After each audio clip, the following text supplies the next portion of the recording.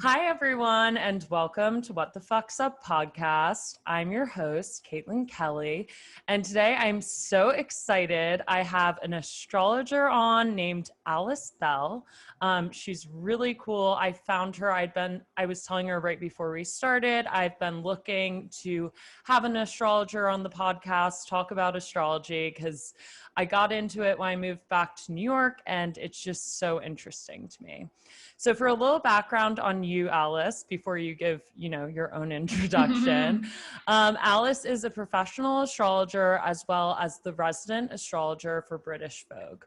Her writing has been featured in publications including Goop, Refinery 29, and Forbes, to name a few. She is also the co-host of the Astrology and You podcast, where you can find out more about all the in-depth, crazy things about the astrology world. So welcome, Alice. I'm so excited to have you on. Thank you for having me. I love the intro. I know. I always try to give it's kind of kitschy to do the intro, but I think it's good because sometimes especially there was a phase where I got really comfortable with the podcast where I would just start talking to the person and then people would be like, who is it? I'm like, okay, oh my God. Stick to the intros, be a little type A in the beginning. But yeah, do you just want to tell the listeners for yourself, how you got into astrology, a little bit about you, since you can probably do it better than me. So okay, yeah. So I guess to give background on where I live, what my age is, live in New York. I am 28 years old, and a few years ago I got into astrology. I was working in fashion. I was a fashion assistant at Vogue magazine in New York, and that had been my dream career that I've been working towards my whole life. And when I got it, I was amazed that I got that so early on. But once I was there, it just wasn't so fulfilling. And I was like, I don't think I can do this for the rest of my life. I don't want to work in fashion.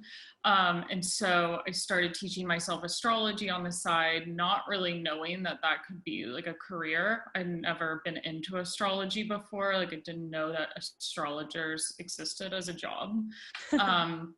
But yeah, I just became obsessed with it once I realized there was a lot more to astrology than just your horoscope and your sun sign.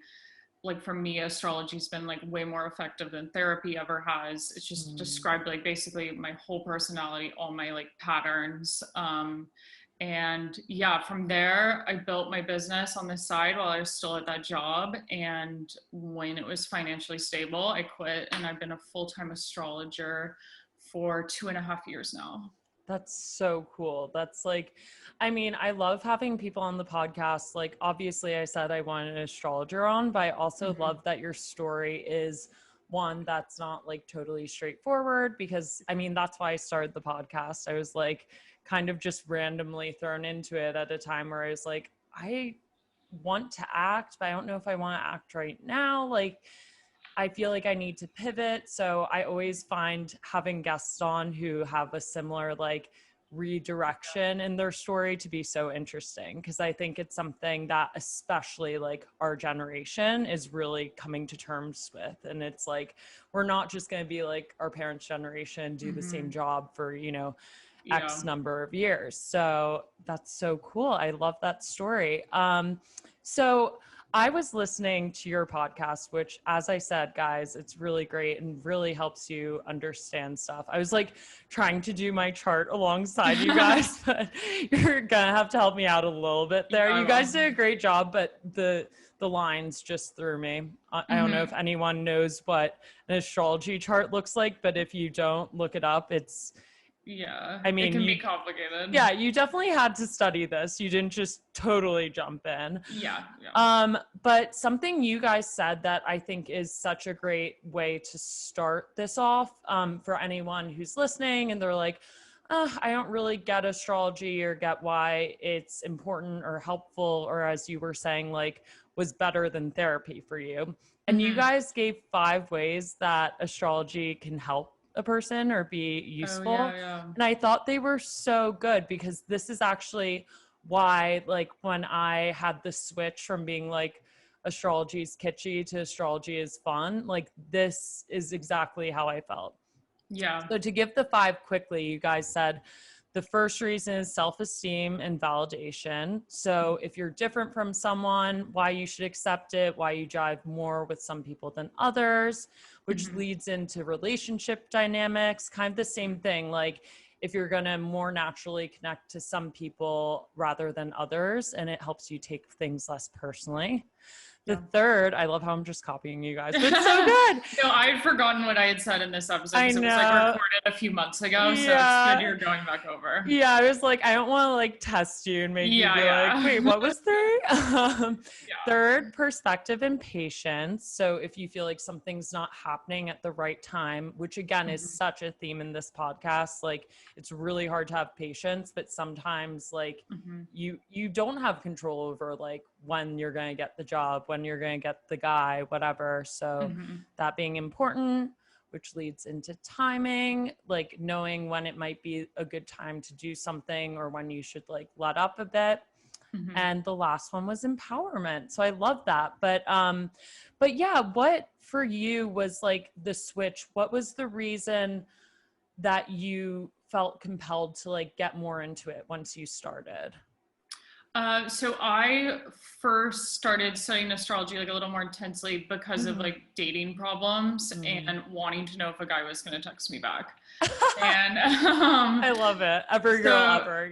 Yeah. So it started as like obsessively checking my horoscope, like, am I going to have romance this week? And then I don't know how I got on it, but like actually pulling up my own birth chart. I can't really remember like the correlation between those two. But dating and relationships has always been something that's been like super difficult for me. Like work's pretty much come easily, but like not like being single for a large part of my life and just not being casual when it comes to dating relationships and having so much trouble with that, having that explained through my birth chart was like so helpful. And I kind of feel like that's what really resonated with me the most and got me into it initially. Yeah, I so get that too, because it's like, it's very different than having like, I mean, therapy is great, guys, don't get me wrong, but it's very different than having like a therapist just be like, you're totally normal, don't worry about it, it'll happen. It's like something where you start to see like, oh, maybe you have these qualities that you can work on, or maybe this isn't like the exact time it's going to happen because according to like the stars, it could happen later. And totally what you were saying, or what I was like listing off with the relationship stuff, I feel like even sometimes like when I've just met someone, if I feel like we're like connecting right away, or like there's like a little like weirdness, if I find out their sign, like it makes it make more sense a lot of the time, you know? So it also just helps you like understand perspective and where people are coming from. So that's less like, oh, is it something I did, you know? Because we all think we're the main character. So it definitely helps with that. So that's so interesting. Like, so what is your dating life right now? I'm interested to hear. I'm in a relationship and I predicted myself getting into a relationship. No fucking way. You like read your own birth chart and you're like, it's happening now? Yeah, I knew. So it happened. I met him 5 months ago. And I knew, so I've been single for 5 years since I was like 22. And I was starting to be like, I'm never gonna meet someone ever. It's been so long. And I knew with astrology 2021 for me was gonna be like a big relationship year. But like I wasn't on dating apps. I wasn't reaching out. I wasn't like going out. It was deep COVID back in January, February. Yeah. And one of my Instagram followers reached out beginning of February and was like, this is so random, but I have a guy friend I think you would really get along with. Do you want to Oh my God, you have to love the DM slide, not even from the guy, but like a DM setup. Yeah. Wow. And so I was like, what's his birth time? I need to look at his chart. I looked at his chart. I liked what I saw and I agreed to the date. Oh my God. You're like, I don't need his picture. I actually need just his time and place of birth, you know? Yeah, because I looked at his like profile on Instagram and like he wasn't someone I would normally be drawn to immediately, but then I saw the chart and I was like, I think we would have a lot to talk about. So I'm glad it was there. So interesting. Oh my God. I always think about that. I find it so relatable what you're talking about. I was at dinner the other night with some friends, and one of the girls and I were talking about how like we feel like we're kind of serial daters who have been in like this long rut, if that makes sense. So it's like, growing up, I always was in these like longish term, if not long-term relationships. And they weren't that serious until like college, especially like my most recent one. But same thing, that ended for me around like 22 or 3. I don't know. Oh my, no, 23 or 4, whatever. Who's to say? I'm like, how old am I? And it's basically been like a rut since. And it's so interesting that you say that like, it's just sometimes like in the timing and in the stars. And I've also found myself like, since then, like I'll have friends who try to set me up and stuff. And I'm like, they're not my type, like getting really picky about certain things. Where it would be so helpful to just like look at someone's chart and be like, oh, you should put them aside, because if you actually go on a date with them or a second date with them, maybe, it'll work out. Yeah, exactly. Because Yeah. the chart can kind of show the dynamics at play. Like I saw he had a Scorpio moon, and I was like, okay, he has like emotional depth. He'll be like interesting to talk to. Yeah, that's so funny. I'm a Scorpio moon too. Oh my god, yeah. I was looking at your chart before. Oh my God. I'm scared to see what it says. I feel like it's like, who even knows? I'd be really interested to see what it said about the past year, because it was like kind of a shit show. But then again, we were in a global pandemic. I was looking at your chart. I was going to say there's a lot of stress coming from work and health right now.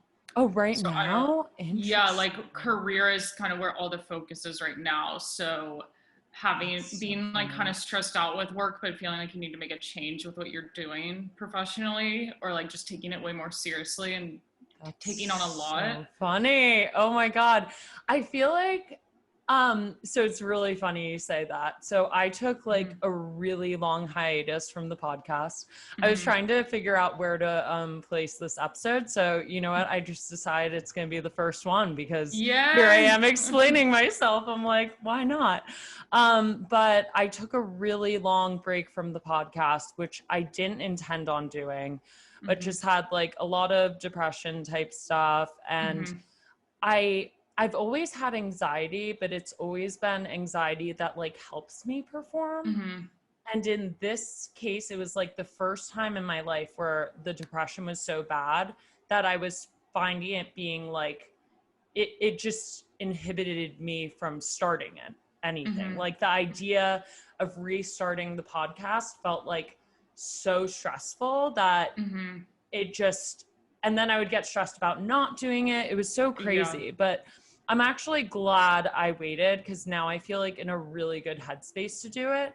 So it might be more like excited stress now, because I definitely like feel the pressure to like perform and get back going. But like I've done like a few interviews now, and I'm excited to be back. So, but that is funny. Like the fall will be bigger for you. Just once Virgo season, you're Virgo rising. So I feel like there's going to be a lot going on in Virgo, obviously end of August into September. So I feel like that's probably when you might get going again. And then you also have so much Sagittarius in your chart. Like you have Sag Sun, Mars, Venus, Mercury. So there's going to be a Sagittarius solar eclipse on December 3rd. So I feel like that will really set you off in a new direction, or have like maybe a change with like where you're living. It's in your house of home. Oh my God, this is so crazy. Because that's around, well, first of all, that's around my birthday, but that's also like around when my lease is up. I'm like, I think you're moving. Well, guys, you heard it here first. If I move and blow up in the fall, it was all Alice. Book a reading. That's so funny. It's so interesting that you can like see all of that. Okay, so let's like back up a little bit, although I could do this forever. I'm like, keep telling me about me. Yeah. But for the listeners, maybe we just do, for people who don't know as much about astrology, like some of the basics, because we're talking about, sun sign, rising sign, moon sign, or then like the houses. I know I got so many listener questions about like, what are the houses? So Yeah. do you want to just like break that down a little bit? Yeah. So for people that really don't know that much, when you're talking about like your sign, like when someone's like, what's your sign? They're referring to your sun. So that's your sun sign, like you're a Sagittarius. And then how the rising corresponds basically with the house system too. So when you input your exact birth time, date, year, city into an astrology chart calculator, you can literally just Google like astrology chart generator. Yeah, there are so many of them. Yeah. And so you enter in your info there, it comes up with a circle chart. And the first house of the chart on the left-hand side, it's about like the 9 o'clock position on a chart or on a clock. That is where the rising sign is. And the rising sign is like the sign that was on the horizon at the moment you were born. So it's key to have your exact birth time and date to know the rising. Got it. I also changes like every hour. Oh, interesting. So it's actually for a while then. Yeah. So if you were born, so you were born at 11:46 p.m. If you had been born at like, what would that be, like an hour later, like 12:46 a.m., you would be a Libra rising instead of a Virgo rising. So funny. Wow. Yeah, it's interesting. So for a little, well, I'll tell you what I understand about it, and you can be like, girl, no. You can be like, leave it to the expert. But from what I understand about the signs, your sun sign is like your main sign. It's the one everyone knows. It's kind of the one you relate to through and through the most, it seems like. It's some people like don't resonate with their sun sign because it's your identity, and it's your identity is always evolving throughout your whole life. So you're kind of working to grow into the traits of the sun sign. Whereas the rising and the moon are just what you have naturally. Like, so you may identify more with the moon and the rising sometimes because moon is childhood conditions that involve like the home growing up, your relationship with your mom, and also just like so you have a Scorpio moon. Maybe mom was like a little intense or just like over involved. Mom, I didn't say it, but sorry. Yeah, but it's kind of just your basic emotional reactions to things and who you are like in your inner world that you revert back to kind of when you're in new situations or emotionally upset. And the rising is just what you immediately put forth into the world. Like, this is who I am. This is how other people see me. Whereas the sun is kind of more what you're working towards. That is so interesting. I've heard the other two, how you come off for your rising and the moon being like your more deep personal self. But I love two of the things you said. One being, like the way you were describing the moon, obviously it's like how people see you who are much closer to you because it's like for deeper, maybe more upsetting situations. But the way you're describing it also kind of sounded like trauma, which was interesting. Like maybe it's like your gut reaction that sometimes you have to like work against a little bit or like break down a little bit. It's like deep pattern that sometimes don't, like, it's like what you picked up as a child. So sometimes when you're an adult, like that stuff just doesn't work for you anymore. So if you are repressing, like, let's say you have a Gemini moon, like that's kind of a love for communication and feeling emotional fulfilled when you're connecting with people. But if there was something in childhood where you were told to be like quiet or not voice your opinions or stop asking questions, then maybe as an adult, you aren't really fully coming into that moon. And that's what you need to work on. Is that your moon? No, I'm a Pisces moon. So mine's like very emotional. I love it. Well, so are Scorpios in a way. I feel like they get a rap as being like crazy, but it's all, which you guys can decide. But it also like has a lot to do with like emotionality and like reactiveness, which is something I definitely like have been working on. So, but I also kind of love Scorpios because they're kind of like, I don't know, they're like a little random, and we'll get into this later, because I yeah. actually I want to get into the Scorpio stuff because we had a listener question about it. But yeah, so that's also interesting. Oh, the other thing I was going to say is about the rising.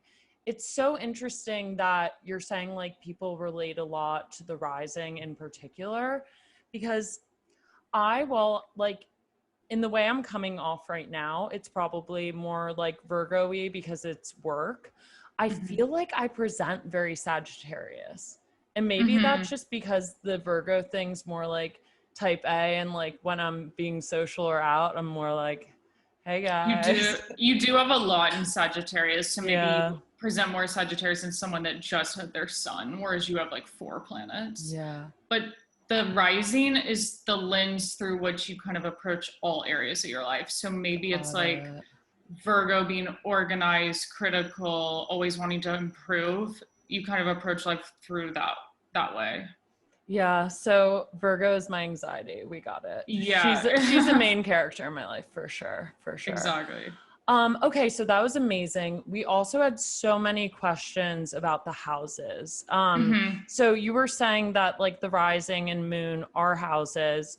Moon's not a house. Oh, moon's not a house. Okay, so there's 12 houses. Don't listen to me. Yeah, the moon is located in a house, but the rising marks the first house. Okay. So you're a Virgo rising, your second house would be Libra, the third house would be Scorpio, fourth Sagittarius, so on. So the house system is kind of realized based on what your rising sign is. But each house, 1 through 12, corresponds to a particular area of life. So there's certain houses that are career focused. There's certain ones that are friendship and relationship focused.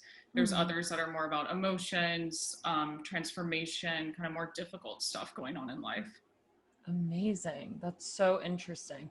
So for people who are like, you know, going to get a reading with you eventually, but before then they're going to try to do it themselves, and we wish you the best. I may take another shot at it, but what are like the homes that you would say houses. I'm like home.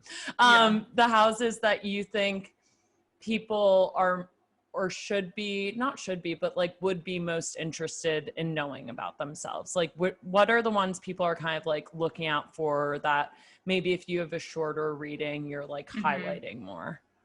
I feel like it depends on the person. So everyone's going to have planets in certain houses. Like you have all these Sagittarius planets are in your 4th house. What's so the like 4th house?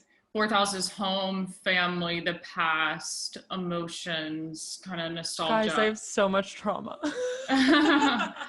So the home is like really a big part of your life. So if I see a ton of planets focused around one house of the chart or a few houses in the chart, I'll focus on that for the person. And it's no big deal if you have empty houses. No one's going to have all the planets in all the houses. There's always going to be a few that have the majority of the planets in them or more than one in them. Yeah, so that's another question I had, because I don't think I got to I listened to a few of your episodes. So guys, I did my research, but I don't think I got to the empty houses part. So for people listening, if you're like looking at your chart or looking at a chart in the future, there are the houses are broken up into like little, I don't know, pieces. Pie-shaped house. Pies. Yeah. I did math once. Pie slices, exactly. And some of them you can just see there's nothing in it. There are no signs, planets, or whatever you want to call it. There's signs are in every house. So around the border of the chart, you're going to see a sign around the border of every house. So everyone has every single sign in them. So it's funny when people are like, I hate Geminis. I'm like, you literally have Gemini in your chart. Wait, that's so funny. So we all have every sign in our chart. Yeah, it influences, even though you don't have planets in that sign, you still have that sign on a house of your chart. Got it. So we have the signs in the house, but we don't have the planets. So if you don't have any planets in a slice of the pie, in a sign or a house. Yes. Yeah. So that's an empty house. Yeah, exactly. So like in your chart, your 9th house is empty. Is that love? No, ninth house is like education, travel, that stuff, but Taurus is on your ninth house. So that doesn't mean you don't have travel or education in your life. It just means Taurus is the sign associated with that. So you approach that area of your life maybe in a Taurian type of way. And like, I feel like to take it back a little, the most common question I get is like, I have an empty seventh house. That's the house pertaining to relationships. Does that mean I'm never going to be in a relationship? And that's not the case, because you still have a sign on that house. And as the planets move in their current positions in the sky in 2021 or whatever year it is, they will activate certain areas of your chart, triggering relationship stuff, even if you don't have planets in that part of your chart.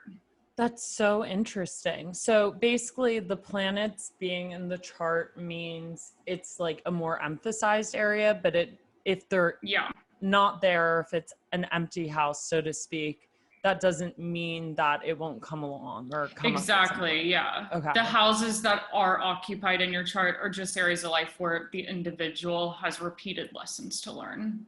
So it's more concentrated on certain areas of your life than others. That is so interesting. And I'm definitely going to ask you more about at the end, like this whole mine having to do with home and stuff. Because, well, I'll say one more thing about it and then we'll get back to you and breaking stuff down. But I do feel like sometimes I have this, like, I don't know if it's like part of my anxiety or what, but I have this feeling of like, it also is kind of the Sagittarius thing, but like needing to like move or like shift locations or like feeling like home is always like somewhere out of reach, like never really feeling like I'm totally present or totally like at home. So that makes a lot of sense. That's so interesting that you said that, because it really resonated. Okay, so this is actually a good little segue. Something that I was interested in, and I feel like a lot of like the flack that the astrology world will get has to do with like, if you think of things like, I studied psychology in school partially and theater law. But one of the things, you know, maybe a psychologist would say, oh, you're having like a confirmation bias, which for people who don't know, it's like, oh, you just said that there are a lot of planets in this house that has to do with home. So you're kind of looking for reasons that that's true.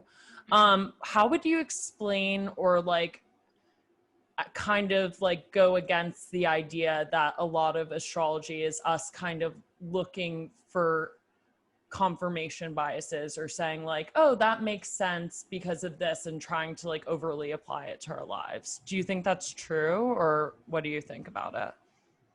That wasn't I feel like worded, yeah, that's a tough question. I feel like that could be true, but like what I've given you is kind of more general. Like I feel like astrology gets so complex in that I could see how the relationship is with your mom, how it is with your dad, and I feel like that kind of stuff, like, and also like minute stuff about relationships and all that is not really a confirmation bias. Like not everyone's gonna have like a specific relationship problem. No, when I'm hearing it, I'm like, no, it's way too specific to be that. But I just feel like a lot of like the haters in the astrology world will kind of try to say that kind of thing, like, oh, it's so general, it's so this, it's so that.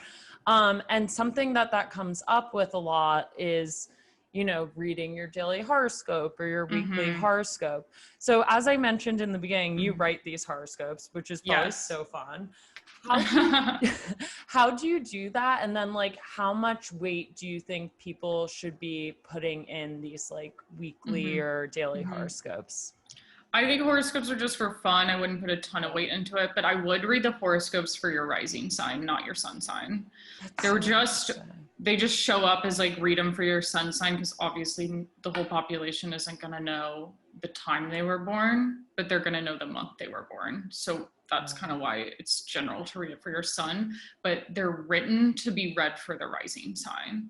Because like when I'm writing horoscopes, for instance, your Virgo rising, for the Virgo horoscope, I'm putting Virgo in the first house, and then I'm seeing what's going on in the sky in relationship to the Virgo chart.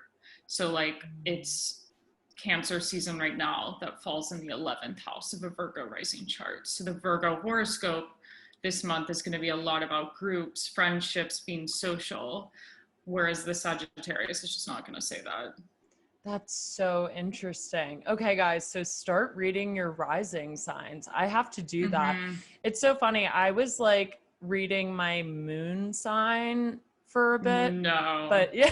I would never do that. Guys, don't do that because it's just who you are at the base of yourself. But it sounds like it has less to do with like the day to day than your rising. Yeah, the moon. I don't really know how moon sign horoscopes would be written. Even work. That's so funny. Okay, well, I'm going to stop doing that. Good to know. So funny. Okay.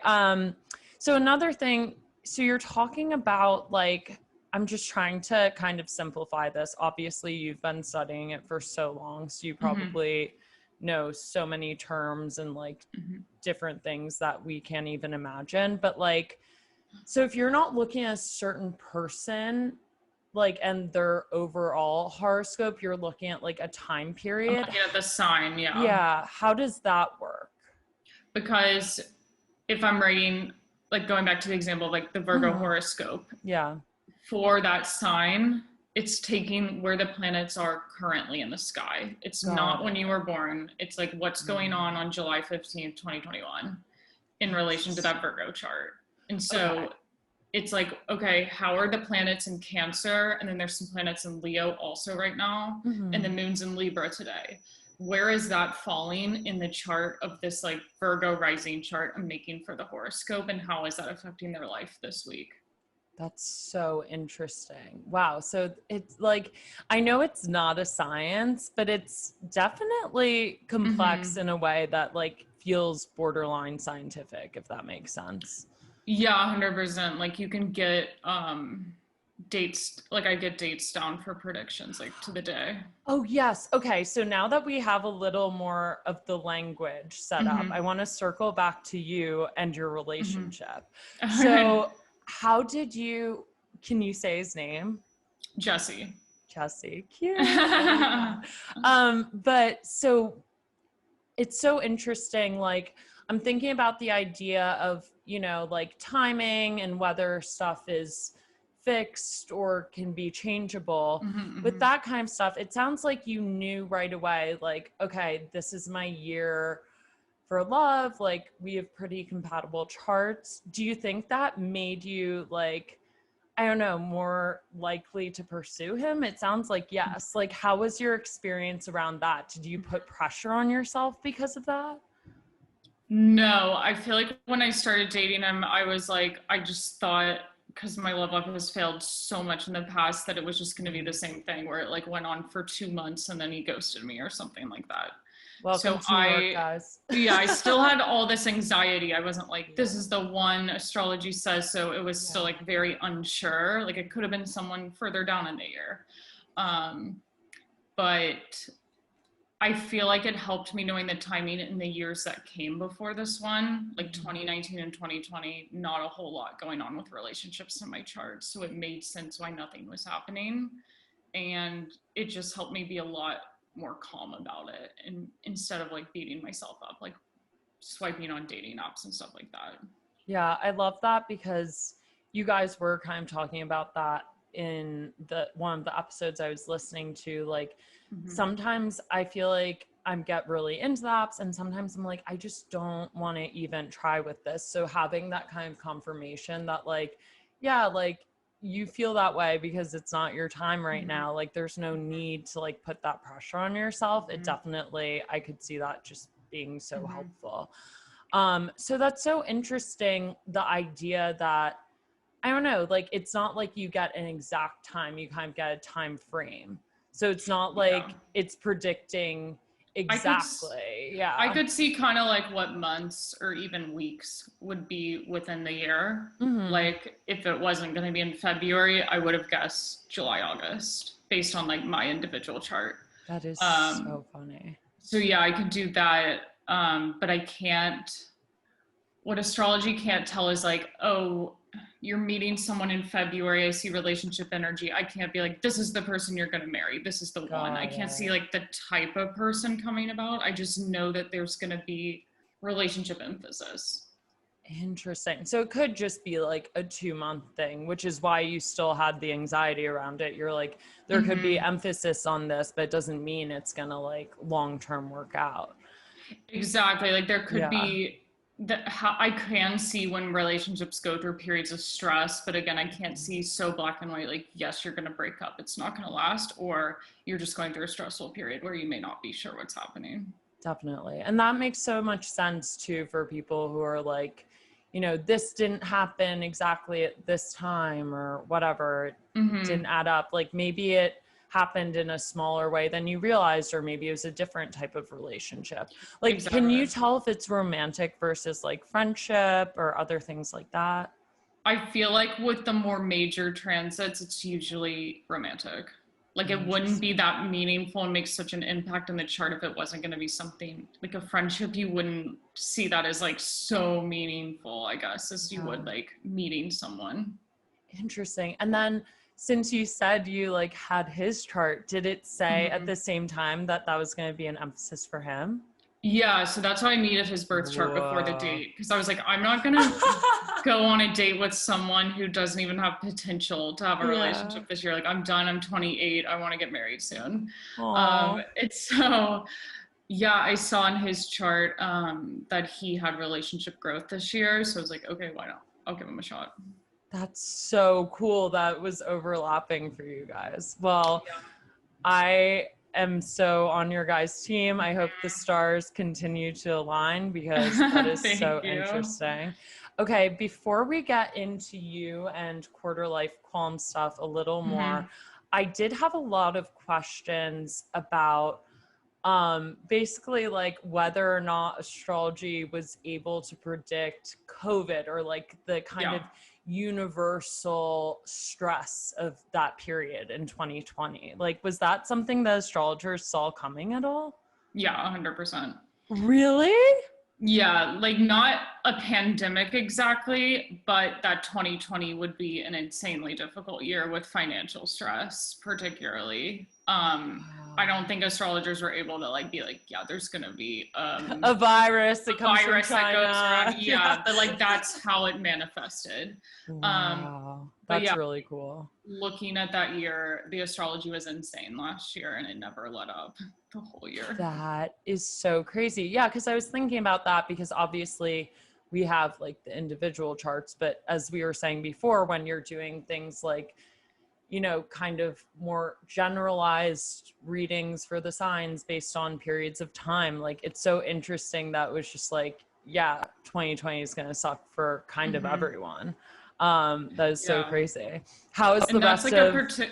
Sorry, I was gonna say that's a particular field of astrology. Like I feel like not all astrologers specialize in world event astrology. That's something that like you have to have a really big knowledge of like world history because patterns will repeat. Like what was seen in 2020 was also similar to the astrology the year 9/11 was taking place, the year World War II broke out. So it's all about these patterns and knowing that in the past it's resulted in that. So maybe it's going to be something similar. Wait, that's so crazy. Oh my God, that those two events would line up with, I don't know, the way the stars were in 2020. Well, I'm not sure if you know this, since it does sound like it's kind of a specialized thing, but does it sound like from what you've heard and maybe the astrology world, like 2021 is going to continue to let up? And I predicted that starting May, things would get a lot better, and that's kind of what happened. That has to do with Jupiter going into Pisces. So when you get a planet, a positive planet like Jupiter going into a sign it's associated with, you get the full benefits of like freedom, like travel, like happiness. So that was this summer. I am a little hesitant about the fall. Like I feel, because Jupiter's going back into Aquarius for a little. So maybe facing a little restriction again or something, not being as fully like happy or free. But the second 2022 starts, like going back to, like things are not going to go back to 2020. Okay, thank God. Well, guys, you heard it here first. Oh my God, I'm so excited to like listen back to this episode. It's so fascinating to me. I hope I'm right. I hope you are too. I'm ready for you to be right about my career success in the fall to kind of even out that world stress. I'm like, perfect. I'll just focus on the career. Love that. Yeah. Okay, so now I want to get into quarter life qualms. So I kind of explained this to you, but for anyone listening who's new to the podcast kind of like general theme is being in your 20s, figuring things out, going through transitions. And something that I first learned about from Lindsay Metzler of We Met at Acme, she was on the podcast and she told me about the Saturn return. Yeah. So I feel like for anyone who doesn't know, apparently you're supposed to go through your Saturn return like around your late 20s, if I'm right. Yeah, it's most intense at age 29, but it kind of spans 28 to 30. So interesting. So I feel like, you know, maybe not for the earlier 20 somethings, but for the later 20 something people who are going through it, maybe that's your quarter life qualm is also your Saturn return. So can you just explain the Saturn return a little bit? And then I know that you're kind of in the age, like, are you going through it at all? Yeah, this year and next year. Oh my so I'm God. definitely feeling it. So Saturn, everyone has Saturn in their chart, and it takes about 29 to 30 years to go from where it was when you were born in the sky to where it is currently. So everyone born with Saturn in Aquarius, so that's birthdays that are, I think pretty much all of 91, all of 92, and most of 93, they're in their Saturn return right now because Saturn has finally returned to Aquarius. And the last time it's been there was 91, 92, 93.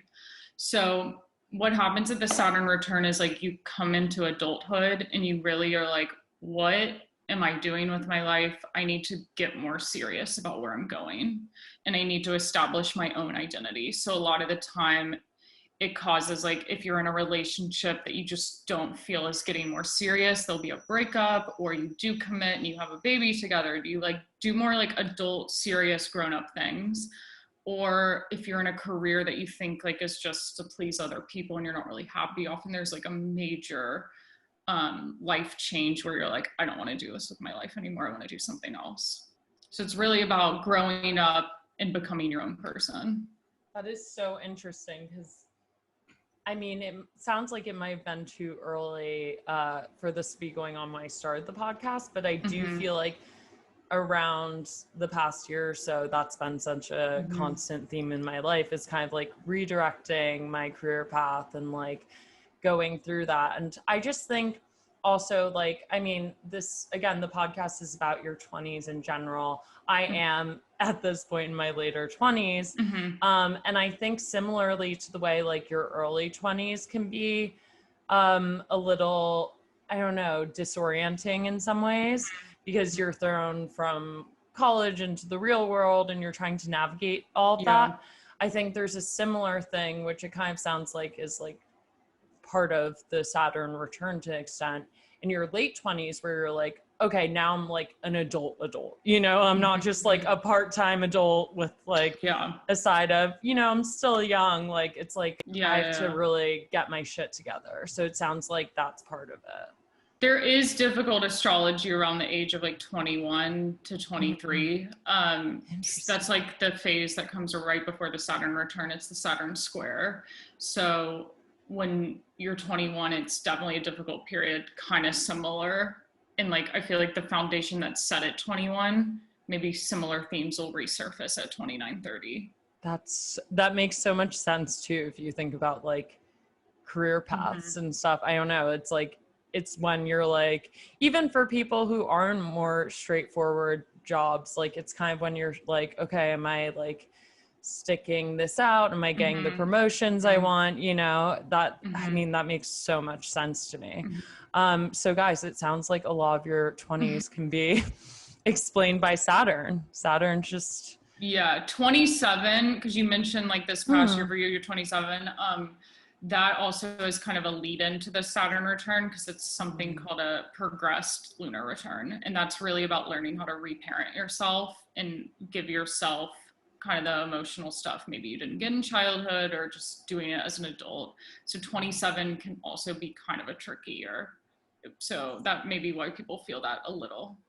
That's so funny. I love this explanation of it because it's just like such a different lens. So do you feel like, what was your like kind of not core life crisis, but what was something that you went through in your 20s that you feel like has been pivotal? Or do you feel like you're going through it right now? I feel like at 25 was a huge year for me. I do feel like that was eclipses were in Aquarius at that time, so it eclipses on my Aquarius sun. But 25 was when I learned astrology, and I feel like my personality went through this like huge change, whereas I was never open to anything spiritual, anything bigger than myself. And that was kind of the year I became a lot more calmer, less anxious, and I was like, this is astrology, this is what I need to do now. That's so cool. So it really lined up in that way. That's awesome. There's like a definitive like early 20s is so much more stressful and anxious than I was after 25. That's awesome too, because I feel like with, I don't know, some people think of like transition or maybe even your Saturn return or anything like that as being stressful, but it's been such a net positive for you. Like, and you were saying you thought your whole dream was to end up in fashion, but then like, it sounds like this is what you needed to kind of like undo some of that anxiety, which is so, so cool. Yeah. And I feel like if I hadn't listened to that at 25, then at the Saturn return, it would just become even more like glaringly obvious. Like, I'm not happy. So even if you don't make the decision like in a certain year, it kind of keeps repeating over and over again in your life until you do something about it. Okay, that's amazing, because that was a listener question too. Like, what if you don't like kind of follow, you know, the pattern that sounds like you're supposed to? It sounds like it's kind of like lessons that come back over and over again. Exactly. Everyone can relate to. Yeah. And they'll haunt you at 40. Like, there's big transitions in, you know, the midlife crisis. That's like that's definitely in astrology. Like the early 40s is really tricky. It's like the Saturn opposition, and like that's when, like, if you didn't do stuff at the Saturn return, you really got to do it then. It just keeps coming back.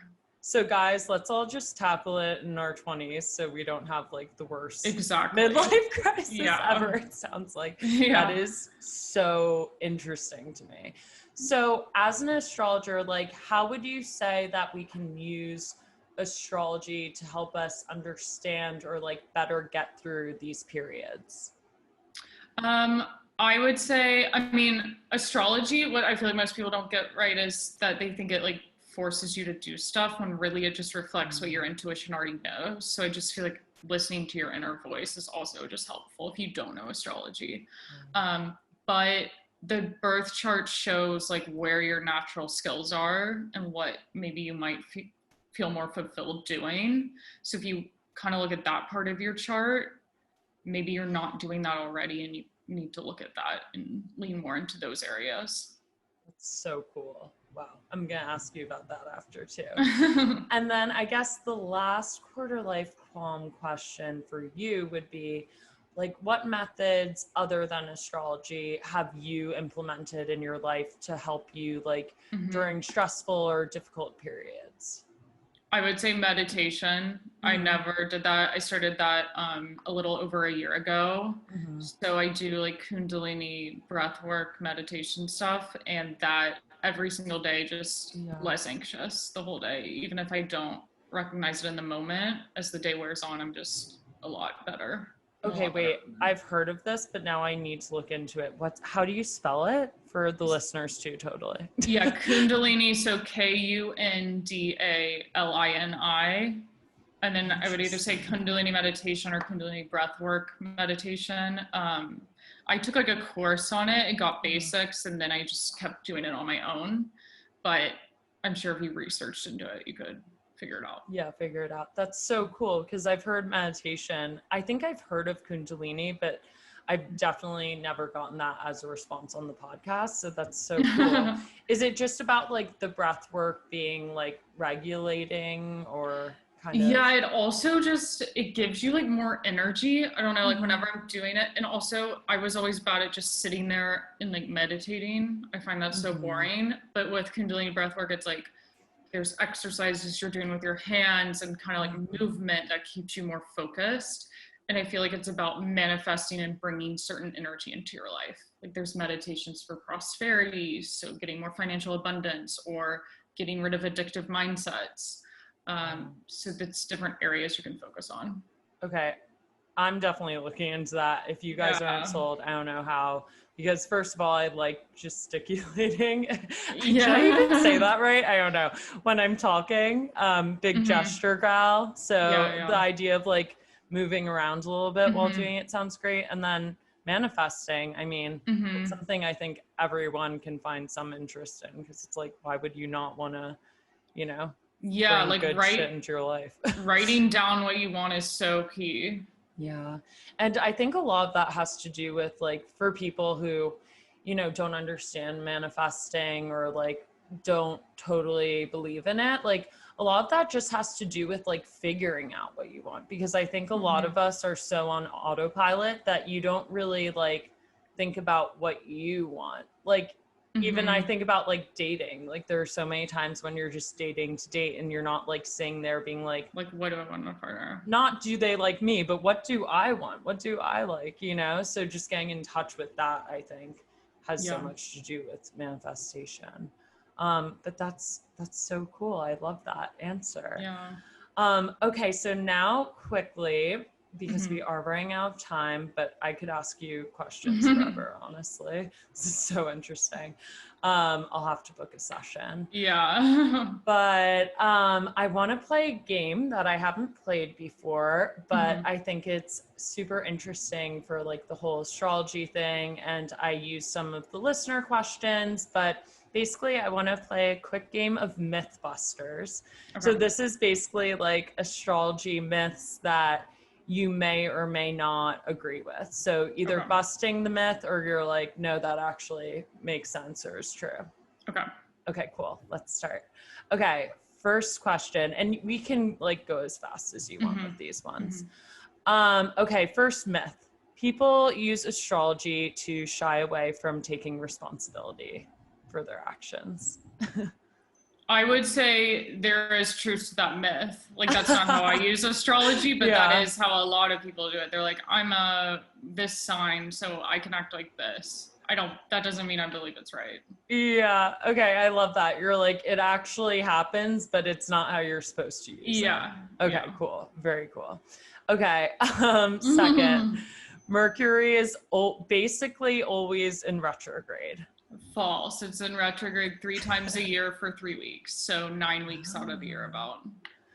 Got it. So is it just in retrograde more than other planets? Yeah. Like, why is Mercury in retrograde a big deal? Most frequent retrograde out of the inner planets. So planets like Saturn, Pluto, Neptune, Uranus are retrograde for like 4 months out of the year, but those don't affect you on a personal level. When Mercury or Mars or Venus are retrograde, that affects your day-to-day life a lot more. And Mars is only retrograde once every 2 years and Venus is once every 18 months. So the fact that Mercury is 3 times a year is why you hear so much about it. That's so interesting. And what does being in retrograde mean? The planet, it's like this optical illusion that it's appearing to move backwards, but it's just like slowing down in its orbit around the sun. And because Mercury is the planet of communication, it just means when that happens, everything involving communication is kind of thrown into confusion or delayed, like new plans are set back, or people get in their head thinking about the past a lot because it's always about like reviewing what's already happened. So you'll hear from an ex or you'll be reflecting on what could have been, like, and getting kind of emotional about that. So it's really just a time to slow down and reflect. That's so interesting. Do you ever find yourself like not doing things because of Mercury in retrograde, like not reaching out to someone or, I don't know, taking a step career Yeah. wise, or yeah. No, I wouldn't, like, if you're to get like an amazing career opportunity, I wouldn't be like, no, I need to wait till Mercury's out of retrograde. Okay, cool. But yeah, it's not like that, but just being kind of mindful of it. Like, I always feel like work becomes really slow at Mercury retrograde. So sometimes I'll be like, I'm going to take some time off or just not be so hard on myself. Just being kind of aware of what's happening. That's so cool. Okay, good to know. So it's not always bad. It's just like, you know, it's not a bad thing at all. It's just, okay, you've been going and going and going with your everyday life. You need time to rest periodically. And that's what Mercury retrograde asks you to do. Yeah, which sometimes can be hard for our work obsessed society in the US. We should all take a retrograde. Although I guess that's kind of what the pandemic was, SOS. True. But like a healthier one, you know? Okay, third myth. I don't think it's myth, but I shouldn't say that. I'll leave it to you. Men, namely like hetero cis men, you know, whatever, hate astrology. Yeah, that's true. I mean, my boyfriend doesn't, but I feel like a lot of men don't like it because my theory is that men love to be in control and they feel like they don't like to think that there's forces out of their control that are determining events in their life. Or that we have some kind of like witchy knowledge that they don't. That's so funny. And I feel like it's maybe because they've had bad experiences dating where someone's like, you're a Scorpio, I won't date you because all my exes are like you. So maybe they just hear stuff like that and get annoyed. Yeah, they never hear like the positive sides of it. Exactly. Yeah, that makes sense. Yeah, there's one guy I was like casually seeing a while ago at this point now, but he would like freak out if I mentioned astrology. I was like, God. Okay, red flag. Because it wasn't like I even knew that much. I was just like, oh, like that's so interesting. And he's like, stop talking about astrology. I'm like, I'm scared. One of my credentials before I met my partner was like, have to have someone that is open to astrology. Yeah, it's like you don't have to love it or necessarily like totally believe in it, but like a lot of guys get like activated by it. It's so weird. So funny. Anyways, okay, next myth. Scorpios are crazy. I'm hoping you bust this one. That's a myth, 100%. I hate like cliches like that. I think Scorpios try to control their emotions a lot. And they get like very worked up and have these like really strong reactions and they like to be in control and try to control a lot of things. So checks out for my in relationships, they can be a bit obsessive or controlling on the more negative side, but they I feel like Scorpios just know what they do and don't want in their life. And they're very good at like, okay, this is cut off. I don't want this anymore. Yeah, that's another thing that I meant to bring up, but I think is so true. It's like for any sign, it's like, you know, it's kind of like pretty much any characteristic, but more so for any sign, there are going to be like good traits or characteristics. Exactly. And bad ones. Yeah. So there's going to be like a good version of that out there to you and a bad version, you know, like it could be overly emotional or like, you know, whatever, or it could be like in touch with your emotions, just stuff like that. Yeah. So you're never going to be a bad sign, guys. Don't worry. Yeah. This is inspired by what I saw on the street the other day. I was walking down the street and saw that Alice had written this thing about dogs and their signs. So I guess a myth would be, I don't know if this is a myth per se, but dogs' signs or birth charts don't matter. That's one, it's tricky because like I do feel like dogs will act out their signs and their moon signs, but obviously life events are not gonna like dogs aren't gonna go through career stuff, but maybe they take on, like I do feel like a dog that's an Aries is probably gonna be a lot more hyper than like a dog that's a Pisces. That is so funny.